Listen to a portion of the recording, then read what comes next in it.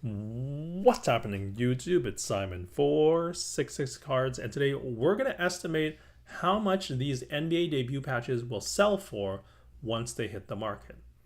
Now, if you're not aware, these patches will be on every rookie's jersey when they play in their first game this year, and this is the first time that they'll be doing that.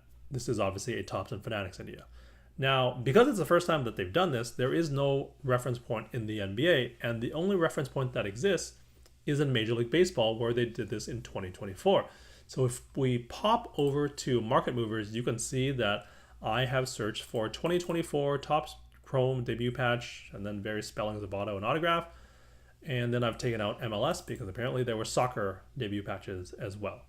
And then I've sorted this by price. You can see at the top here, it is the Paul Skeens 1/1 debut patch auto that sold for 1.1 million. A very well-known sale. After that, it drops down to 183K for this Wyatt Langford, 83K, 66K, so on and so forth. And then if we scroll down to the fifth tab, you can see that on the low end, it's around $1,100 or so. This one was a damaged debut patch card, so it's $1,100. This one is the MLS, ignore that. But you can see there's a bunch in the 1,200, 1,300, 1,400, 1,500 range. So baseball, it seems it is the range goes from about $1,200 to 1.1 million.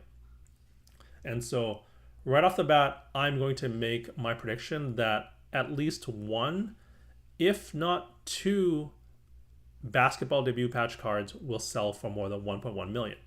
And the reason is that there are just a lot more modern or ultra modern basketball collectors than there are ultra modern baseball card collectors. There's obviously high-end baseball card collectors, but those are mostly vintage, whereas there are fewer higher-end baseball cards from the current day, right? And so that is not true of basketball. There's definitely more basketball collectors who collect current cards, and also much more higher-end basketball cards in general. So that's why I think that there will be at least one, if not two. And I say one, if not two, because the obvious choice is Cooper Flag. But here we are a couple days into the season. VJ Edgecombe had himself quite the debut for my 76ers.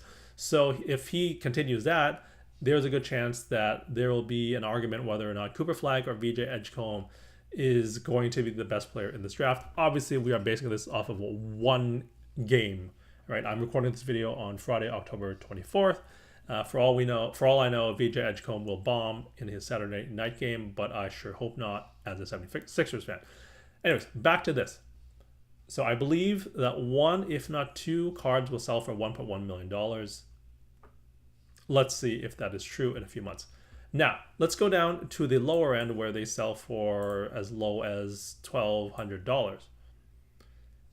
There is one major difference, though, on the lower end, and that is the quantity of these MLB debut patches. Because here is the checklist. You can see here it starts alphabetically with Andrew Abbott, then Addison Berger, on and on and on. And if we scroll through this checklist, and this is the official checklist, you can see that this goes on for quite a while. And if you're wondering how many MLB debut patches there were, well, I threw this into a spreadsheet. Here is Andrew Abbott, Addison Berger, and if we scroll all the way down, you can see that I have 251 rows of data, which means there are 251 MLB debut patches from 2024. That isn't going to be the case for the NBA. There are 2 rounds in the NBA draft, which means there are 60 players selected in the draft. Not all of them make it to the NBA. There are also some undrafted free agents, but for the sake of argument, let's say that there will be 50 rookies who play in a game this year. So that means there will be 50 NBA debut patches. That is 1/5 the amount of MLB, which means supply and demand suggests that as a result, there will be less supply, which means prices will be higher, which means I believe that even the worst debut patch will sell for more than $1,200. That is my prediction right here, right now. How much will it sell for? Well, even though it is 5 times the supply in Major League Baseball compared to NBA, I don't think it'll be 5 times the value. I think the bench warmer who plays a couple of minutes in the this season, think of that player as Bronny James Jr. without actually being Bronny James Jr. in the sense that his name carries a lot of the weight. Like that type of player, I think will sell for more than $1,200, but I don't think he's going to sell for 5x $1,200. I don't think he's going to sell for $6,000. I think an end of the bench guy who hasn't played much in year one probably sells for $2,000 to $3,000, maybe four. Just because I don't know that there's going to be that much interest in a no-name player who sells, who plays, who doesn't have much notoriety, right? So that's what my guess is that on the lower end, we're going to have debut patch cards selling for maybe 4K.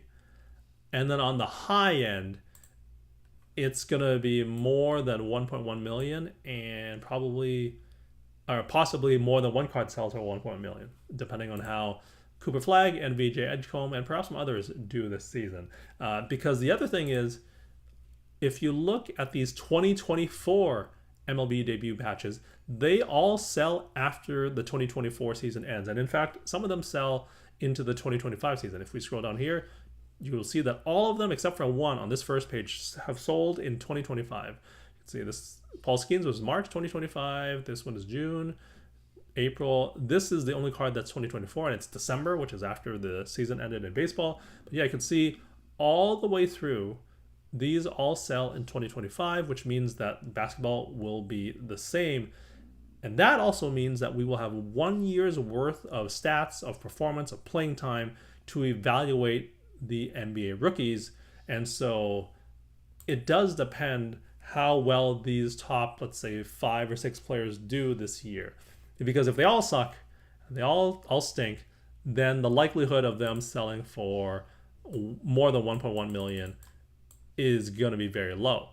But if you believe, and I do believe this, at least 1, maybe 2, maybe even 3 players play very well, then I think that this 1.1 million will be eclipsed by 1 card, if not 2 cards. I think that based off of what I've seen, and I have to admit that I haven't watched all the games, VJ Edgecombe looks like the real deal. Thank goodness, my 76ers need that.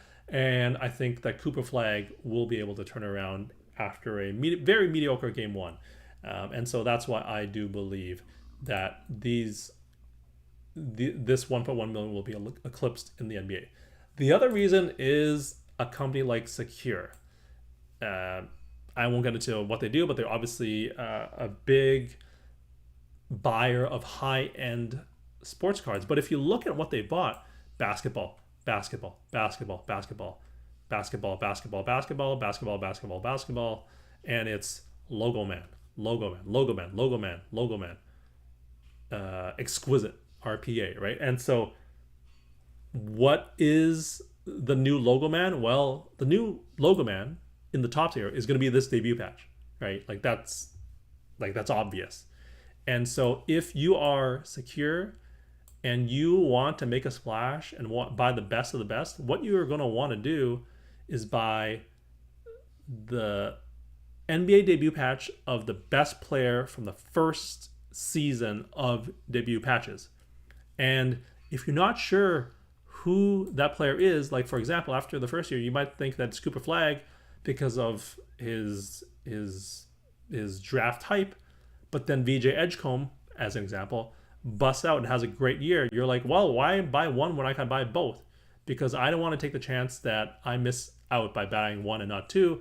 And that could be what they end up purchasing because they want to have 2 shots at the can of buying an iconic player and own his debut patch card from the very first year that the debut patches debuted.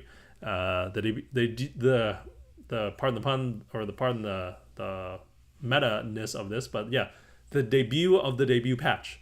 And so that's another reason why I think that this 1.1 million is going to be eclipsed, is because Secure might get involved. Who knows what other companies or groups of people or collectors will get involved. But I think with the way the market is headed, even since this March sale, of 1.1 million that I think that this will be eclipsed. Now, having said that, this 1.1 million was pushed by Dick's Sporting Goods buying it for their Pittsburgh store, right? And so you can see there is a very big drop off to the second tier of players, one in the 100K range or 183K range, and then after that, everything is below 100K. I think for basketball, there's going to be multiples over 100K, probably 4 or 5, depending on how the players play this first season.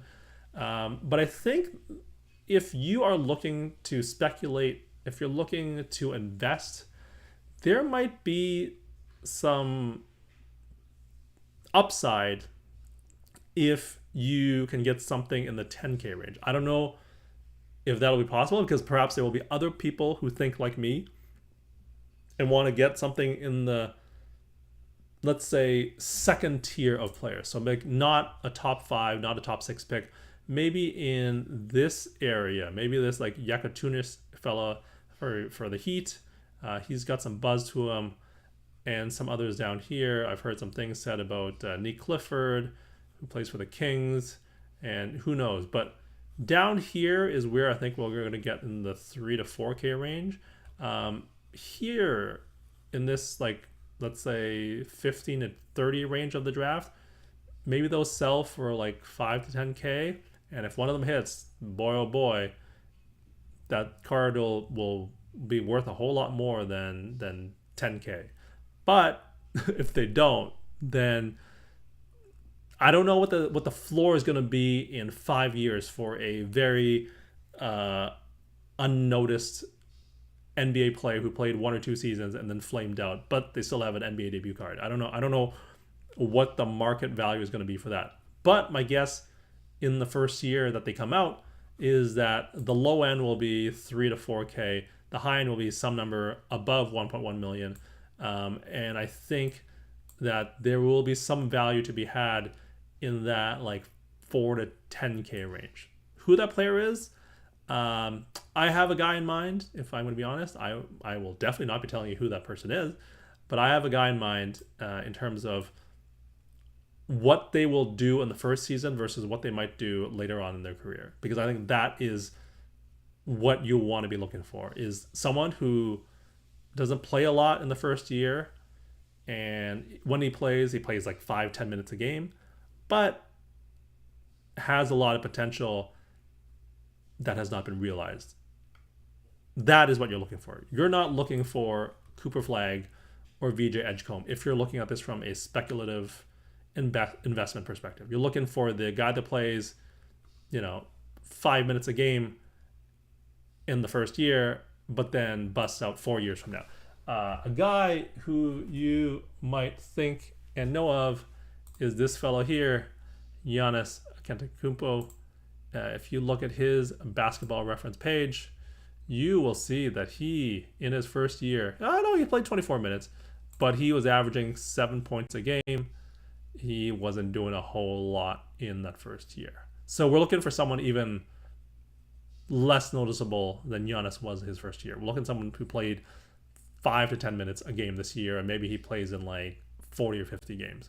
So someone who is not yet noticed, who will hopefully be in that 4 to 5K range, and then busts out in like 3 to 4 years. Let's be honest. If you're playing 5 to 10 minutes a game, you're not going to bust out the next season and go crazy. It'll probably take a couple of years, but you want someone raw.